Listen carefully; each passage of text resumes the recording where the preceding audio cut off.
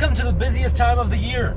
We're starting to pick apples this very next week, and it's a great time. It's the best part of the entire year probably, because you finally get to see the results of all the work that you put in, but it's also the busiest time. And we are now preparing for the apple picking season, and so we got a bunch of things to do and a short time to complete all of it. So yeah, it's gonna be a good day, but it will be busy. I think this year we're not going to have as many apples as we did last year. A lot of these trees have a good amount of apples, but we have a bunch of trees that have very little apples. And I think one of the biggest reasons this happened is because of the cold. Trees need a certain amount of chill hours, cold hours. And this last winter, we did not have a very cold winter. There was not a lot of chill hours. And so the tree couldn't reset, it couldn't rest in the way that it should be. And that is why this year we are not seeing as many apples as we did last year, which sucks, but it is all part of it. I think we'll still have a good amount of apples, but compared to last year, it's not that great. Let's check the ripeness of these apples. And the way that I do this is by just cutting the apple open. And I like to cut it this way, makes it a little easier.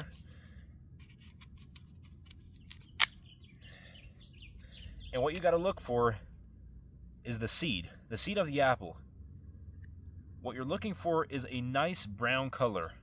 And if that seed has a lot of brown, that means it is ripe. And if you see a bunch of white, that means it's not ripe yet. I'm going to be uploading a video every single week to show you guys exactly what happens when we pick apples. So make sure you subscribe, that way you don't miss out on any of the future videos.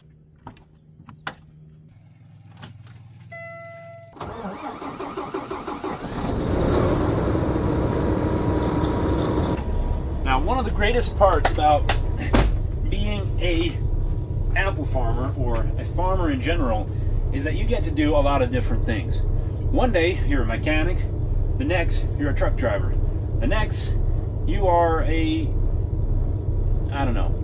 What I'm trying to say is, as a farmer, you get to do a bunch of different things. You're never stuck to doing the same thing over and over again. Well, that was fast. I didn't take you on this trip. Not the first trip. I was trying to figure everything out, make sure I knew where to go, and it was a little hard to film that part, so I'm gonna take you on the second trip. For now, let's just unload this, and then I'll show you and talk about what we're doing and why we're doing this.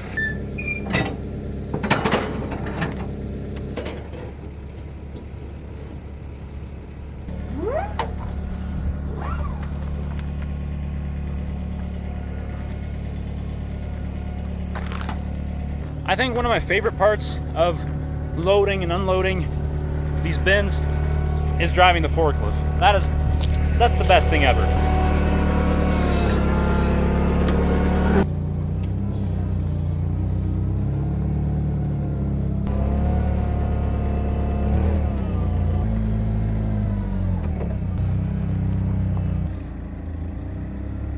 That didn't take too long.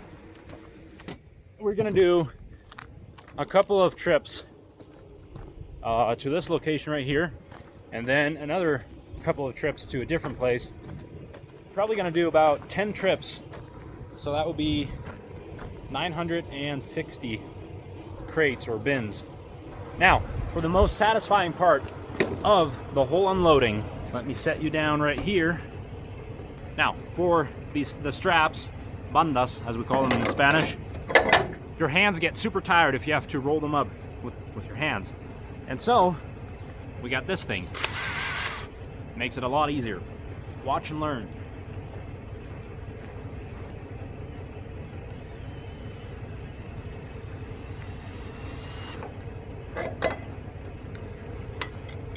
Done.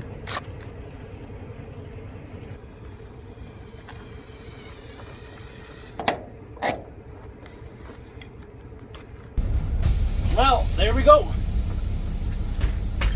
We got about 9 more to go, probably. We'll see.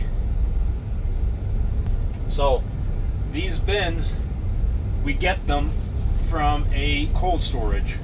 They have a bunch of these bins, and we just go and get them, and then later we bring them back filled with apples. They store them for us, and later on we package the apples and sell them.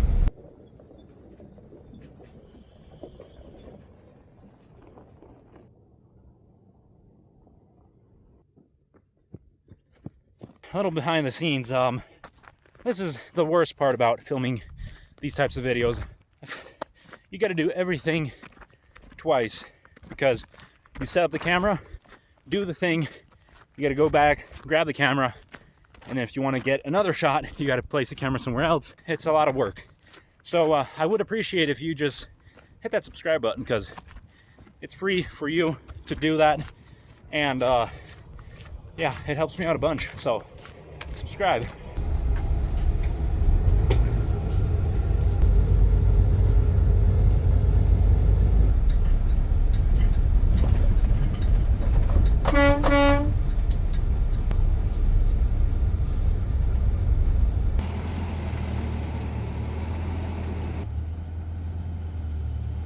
So now we're just waiting for them to load all of the crates, all 96 of them, and then we can be out of here.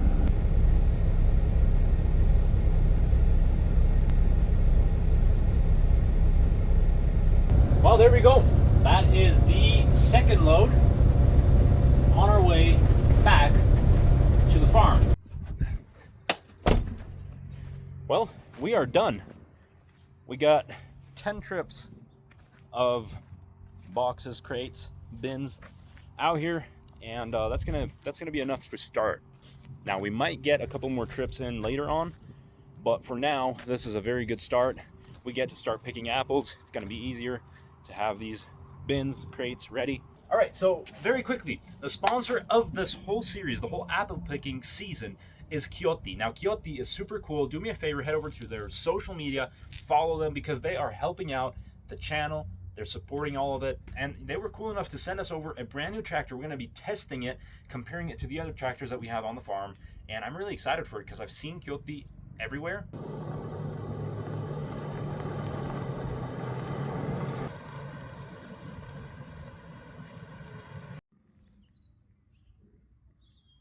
Okay guys, now this is insane. This tractor looks so nice.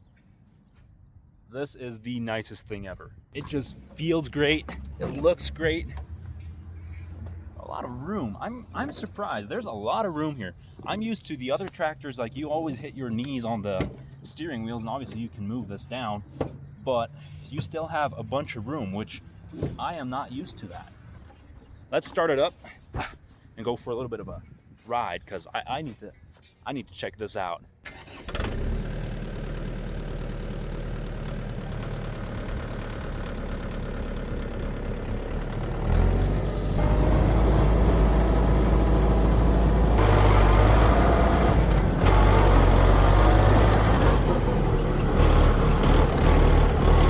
This is insane.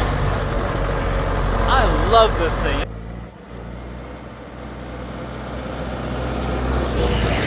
Okay, no, seriously, this thing is great.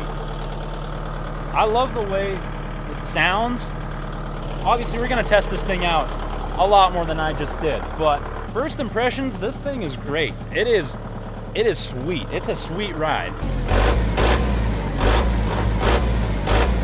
I am not going to say something that I don't mean. If I say this tractor is great, I want y'all to know that I say that not because they pay me to do this or because of any sponsorship partnership that we have. I'm gonna be 100% honest, and if I see any flaws or anything that I don't like, you'll hear about them.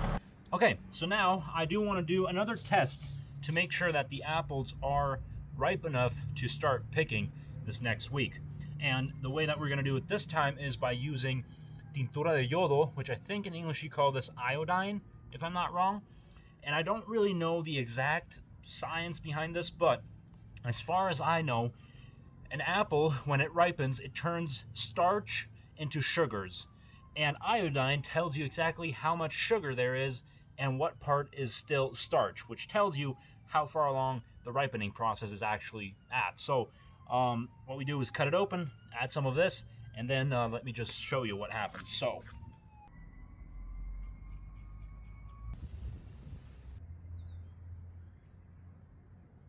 All right, we got the results back. Now, I'm not even sure if I said this before, but we don't want to see a dark apple.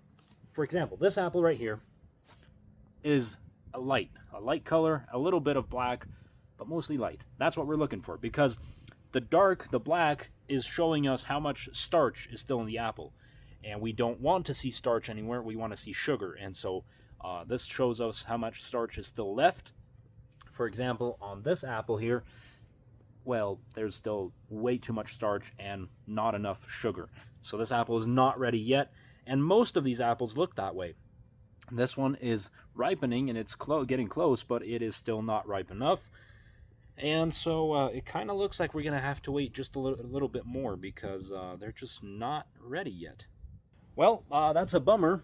I was really looking forward to starting the apple picking season, but the problem is, if we start picking these apples when they are not ripe enough, they start looking very bad right away. So if we pick them, package them, and have them, even if we store them in a cold area, they start to look bad, and they get something that is called bitter pit, which are black spots all over the apple. And once we get that, we can't sell them, and yeah, we don't want that to happen. So I think it's a lot better to wait just a little bit. A couple of days might be enough if we get the right weather, and at least then we're going to have more sugar, and we should be safer to pick the apples then. Now do me a favor and hit that subscribe button, because that helps me out a whole bunch, and it's also going to help you not miss any of the other videos that I'm going to put out, whether that is a vlog or anything crazy that we do later on, because sometimes I do put out crazy videos like the Honda 350 testing video or the Ranger video. Check those out on my YouTube channel. And hey, thanks for watching.